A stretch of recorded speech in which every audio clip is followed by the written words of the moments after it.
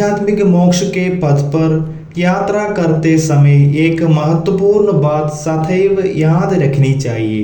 मोक्ष का स्रोत किताबों या सिद्धियों के कार्यों के माध्यम से नहीं है, लेकिन कभी कभी वे इसमें प्रवेश करने के तरीके भी हो सकते हैं। यहाँ मुख्य गुरु है। इस गुरु द्वारा समझने वाली बात यह है कि जब कोई इस जीवन में किसी पेशे या अन्य के लिए अनुबंध करता है तो उसे उसके नियमों के अनुसार कार्य करना चाहिए, और इसमें पिछले जन्मों और आत्माओं की गति की एक संरचना होती है। तब आत्माओं को मिलकर कार्य करना होता है।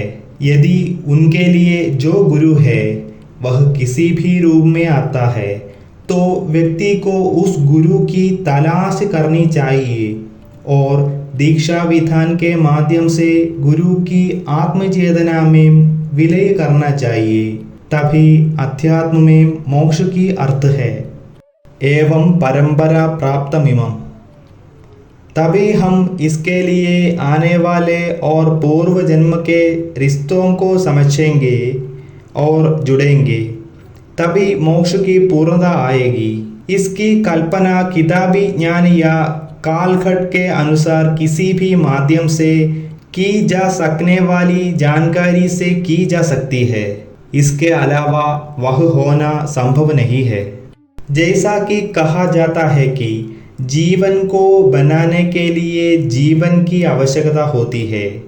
यहाँ आत्मज्ञानी गुरु को स्वीकार करने का सबसे अच्छा तरीका है, जो पिछले जन्मों और इस जन्म के बारे में स्वयं जागरूक है।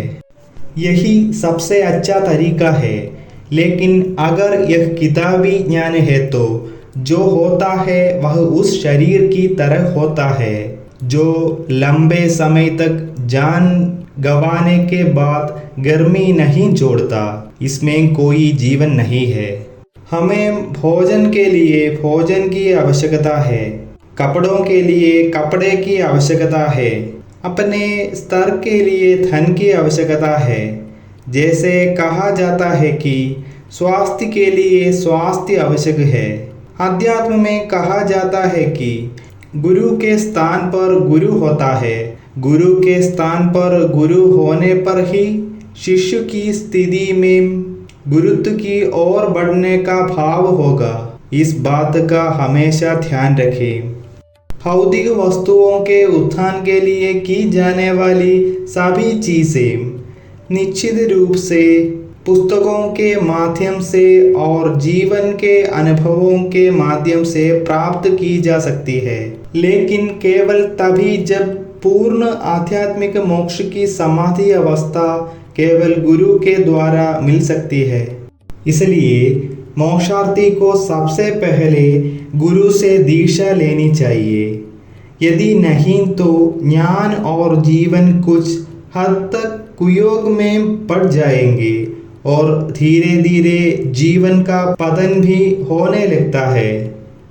गुरु ने कहा, आगे भी चर्चा जारी रहेगी।